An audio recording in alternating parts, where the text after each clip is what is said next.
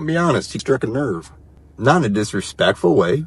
This morning I had made a post on LinkedIn where I was applauding the efforts of states like Indiana and Texas for their efforts into promoting psychedelic research, especially as it pertains to veterans processing trauma.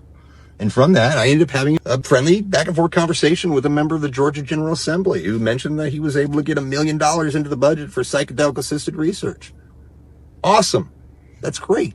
And I mean it when I say that that's a good thing. That's progress. And the door's cracked open. That's a good thing. But then here comes the part that stings. He acknowledged privately that the reason that this information isn't public is because the grant recipient needs to wait. Make sure the money moves before the media is involved, before anybody says anything. You gotta keep quiet. It's safe. Don't spook the system. So I asked what about decriminalization efforts of natural ethnogens that grow natively here in the state of Georgia? I was told, hey, I'm with you, but you need to go through the lobbyists and build those relationships. Be careful not to be too loud, because apparently asking questions of public officials is considered bullying. And let me be clear, I get it. I do understand the game.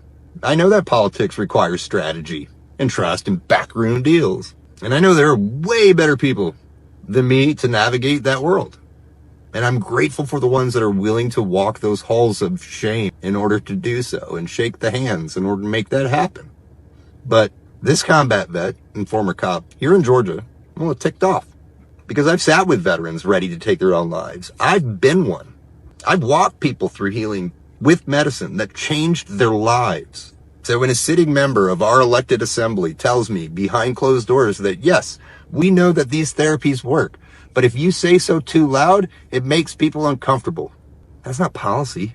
That's cowardice dressed up in strategy. And I'll be damned if I'm going to whisper about something that's this important, just because it might make an elected official uncomfortable. But you know what? Maybe I will follow his advice. I've never paid to boost content before. I think I'm gonna. If that's the only way to get heard in the system is to pay the piper just to tell the truth, I don't know. Maybe it's time I put my money where my mouth is. I can bring receipts. So yeah, you might see me a little bit more on your feed often.